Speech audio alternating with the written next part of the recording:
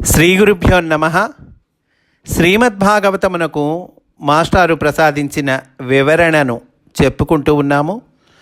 అందులో భాగంగా కపిల భగవానుడు దేవహూతికి ఉపదేశం చేస్తూ ఉన్నాడు. సాధనకు మొట్టమొదట కావలసినది శ్రద్ధ.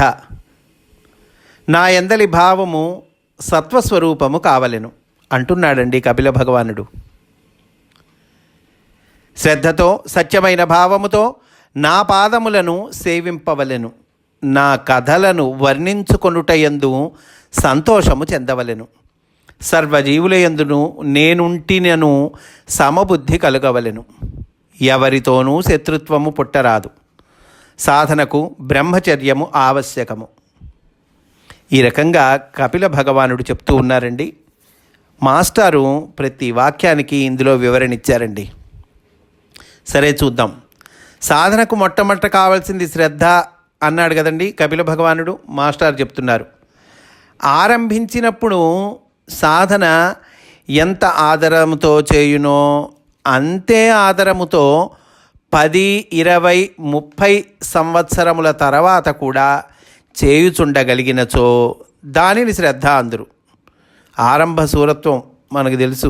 ప్రారంభించేటప్పుడేమో మహా హుషారుగా ఉంటుంది, తర్వాత మళ్ళీ చప్పబడిపోతాం నాలాంటి వాళ్ళు. అయితే ఆరంభించినప్పుడు ఎంత చక్కగా ఎంత ఆదరంతో చేస్తావో అట్లాగే 10 సంవత్సరాలైనా 20 సంవత్సరాలైనా 30 సంవత్సరాల తర్వాత కూడా అంతే ఆదరంతో గనక నువ్వు చేస్తూ సాధన చేస్తుంటే దానిని శ్రద్ధ అంటారటండి.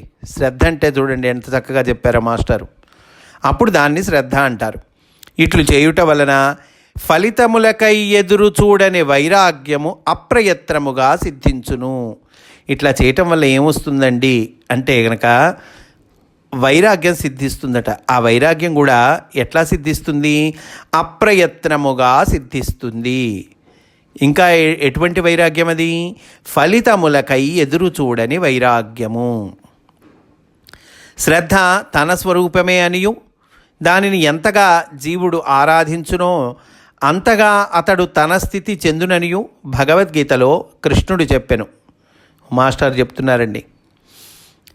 ఇంకా ఏమన్నాడు కపిల భగవానుడు? నా యందలి భావము సత్వస్వరూపము కావలెను అన్నారు.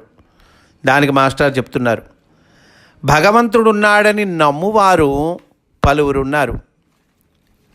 చాలామంది ఉన్నారు కదండి భగవంతుడు ఉన్నాడని నమ్మేవాళ్ళు. మంచిదే. అయితే మాస్టర్ ఏమంటున్నారంటే నమ్ముట చాలదు. నమ్మిన వారికి కష్టములు రావని నమ్మినచో, అంటే భగవంతుడిని నమ్మితే కష్టాలు రావు అని నమ్మారనుకోండి, కష్టాలు వచ్చినప్పుడు ఏమవుతుంది? ఈ నమ్మకం సడలుతుంది, భగవంతుడి మీద నమ్మకం సడలుతుంది. కనుక నమ్ముట కాక నచ్చుట కావలెను. భగవంతుడి పట్ల నచ్చటం కావాలటండి. భగవంతుడున్నాడని నచ్చటం కావాలట. నమ్మటం కాక నచ్చుట కావలెను. ఇతరులలో దేవుడు అంతర్యామిగా ఉన్నాడను అభిప్రాయము తన ప్రవర్తనలోనికి, దినచర్యలో ఇతరులతో పెట్టుకున్న సంబంధములలోనికి దిగినచో నచ్చుట ఏర్పడును. ఇతరులు నచ్చనిచో దేవుడు నచ్చుట ఉండదు. నచ్చిన వారికి దేవుడున్నాడని నమ్ముట కాక తెలియుట జరుగును. నచ్చిన వాళ్ళకి దేవుడున్నాడని నమ్మటం కాదటండి, తెలియటం జరుగుతుందట. చూడండి ఎంత ఆ తెలుగు పదాలు ఎంత చక్కగా ఉపయోగిస్తున్నారో మాస్టారు. నచ్చిన వాళ్ళకటండి, అంటే నచ్చిన వాళ్ళకంటే దేవుడి పట్ల నచ్చటం అనేటువంటిది ఉన్న వాళ్ళకి దేవుడున్నాడని నమ్ముట కాక తెలియుట జరుగును. కదా నచ్చటం ఎట్లా ఏర్పడుతుందండి అంటే కనుక ఇతరులలో దేవుడు అంతర్యామిగా ఉన్నాడను అభిప్రాయము తన ప్రవర్తనలోనికి, దినచర్యలో ఇతరులతో పెట్టుకున్న సంబంధములోనికి దిగినచో అప్పుడు నచ్చటం ఏర్పడుతుందట. అంటే అందరిలో భగవంతుడిని చూడటం, అది కేవలము మాటల్లో కాకుండా తన దినచర్యలలో ఇతరులతో పెట్టుకున్నటువంటి సంబంధాల్లో గనక మనం ప్రయత్నించి చూపిస్తే అప్పుడు నచ్చటం ఏర్పడుతుందట. ఇతరులు నచ్చనచో దేవుడు నచ్చట ఉండదు. చూడు, ఇవన్నీ మళ్ళీ మళ్ళీ మళ్ళీ మళ్ళీ మనం చదువుకోవాల్సిన విషయాలండి. ఒక అట్ట మీద రాసుకొని గోడకి తగిలించుకొని చూసుకోవాల్సినటువంటి విషయాలు. ఇతరులు నచ్చనిచో దేవుడు నచ్చుట ఉండదు అంటున్నారు. పుల్ల ఇష్టం లేదు, ఎల్ల ఇష్టం లేదు, ఎంక ఇష్టం లేదు, కానీ భగవంతుడు ఇష్టము అంటే కుదరదు అంటున్నారు. అట్లా ఉండదు అంటున్నారు. శ్రద్ధతో ఇంకా ఏమన్నాడండి కపిల భగవానుడు? శ్రద్ధతో సత్యమైన భావముతో నా పాదములను సేవింపవలెను, నా కథలను వర్ణించుకొనుట అందు సంతోషము చెందవలెను, సర్వజీవుల యందును నేను ఉంటిని అని సమబుద్ధి కలగవలెను అంటున్నారు కదండి. అప్పుడు మాస్టర్ చెబుతున్నారు, అప్పుడే మహానుభావుల ప్రవర్తనములు మనకు భగవంతుని సత్కథలు అగును. మహానుభావుల ప్రవర్తనలు మనకి ఏమైతాయి? భగవంతుడి సత్కథలు అవుతాయి. భాగవతంలో చూస్తున్నాగా, భాగవతంలో భగవంతుడి గురించి చెప్తుంది భాగవతం అంటున్నారు. అనేక మంది భక్తుల కథలు చెబుతున్నారు. ఎవరితోనూ శత్రుత్వం పుట్టరాదు. కపిల భగవానుడు అంటున్నాడు, ఎవరితోనూ శత్రుత్వం పుట్టరాదు.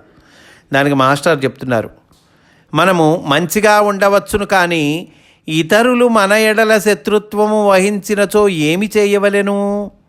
తన సాధనము ఇతరుల అభిప్రాయములకు సంబంధించినది కాదు. అయ్యా నేను మంచిగానే ఉంటా, కానీ వాడు నా మీద చెడు పనో శత్రుత్వమో చేస్తే నేనేం చేయాలండి అంటే కనుక ఇతరుల అభిప్రాయాలకు సంబంధించింది కాదయ్యా నువ్వు ఉంటావనేటువంటిది తన మనస్సుకు సంబంధించినది. తనకు గిట్టని వారిని తానెవ్వరిని తలంపకుండుట కావలెను. అట్లున్నచో ఇతరులు బ్రతుకనిత్తురా అను ప్రశ్న తెలివి తక్కువ. ఇతరుల భావములను బట్టి తాను యుక్తిగా మెలగవచ్చును గాని తనకు వారి ఎడ భావము కలుగరాదు. ఇతరుల భావాల్ని బట్టి నువ్వు యుక్తిగా మెలుగు, తప్పులేదు, మెలగవచ్చు, కానీ మనకు వాళ్ళ ఎడల భావములు కలుగరాదు. వీడు చెడ్డవాడు, వీడంటే ఇష్టం లేదు, ఈ భావాలు మనకి కలగకూడదు.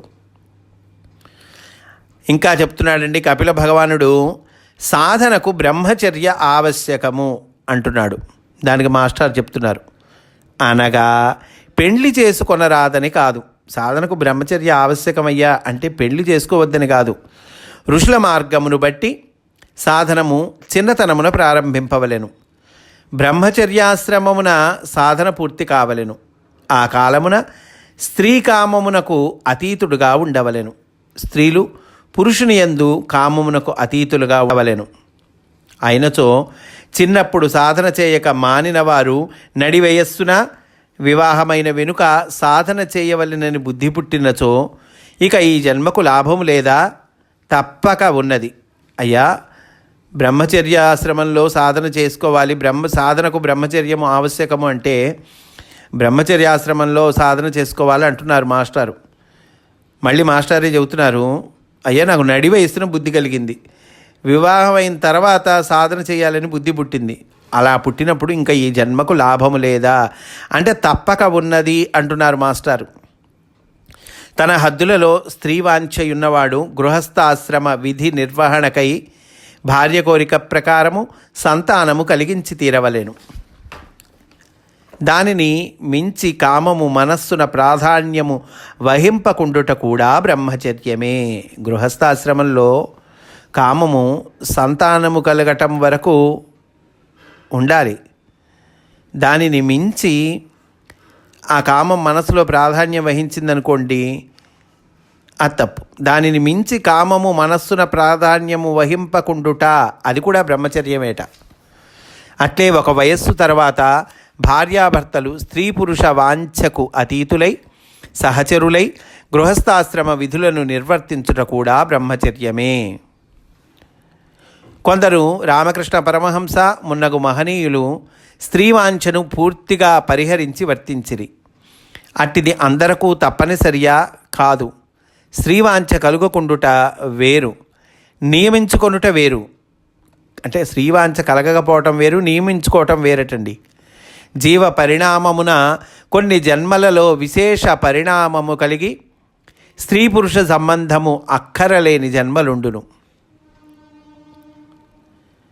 కొన్ని జన్మలకి మనకి ఈ పరిణామం కలుగుతుందట, విశేషమైన పరిణామం కలుగుతుందట. అప్పుడు స్త్రీ పురుష సంబంధము అక్కర్లేని జన్మలు ఉంటాయట.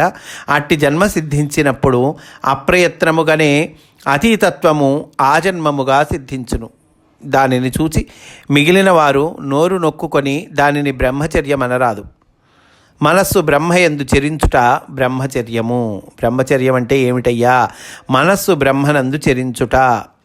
అది అలవడిన కొలదియు స్త్రీ పురుష వాంఛ తొలగిపోవుట సత్యము. అంతేకాని అణుచుకొనుట సత్యమార్గము కాదు. స్వచ్ఛందమైన పశుకామ ప్రవృత్తి వలన ఎంత నష్టమున్నదో కామమును అణుచుకొనుట వలన కూడా అంత నష్టమున్నది. ప్రాణమయ కోశమునందు కల్లోలము పుట్టి ప్రాణప్రసారము యొక్క సామ్యము చెడిపోయి దేహావయవములలో శక్తి స్తంభనము జరిగి శక్తి గ్రంథులేర్పడి ఆయా ప్రదేశములు వ్యాధిగ్రస్తములు అగును.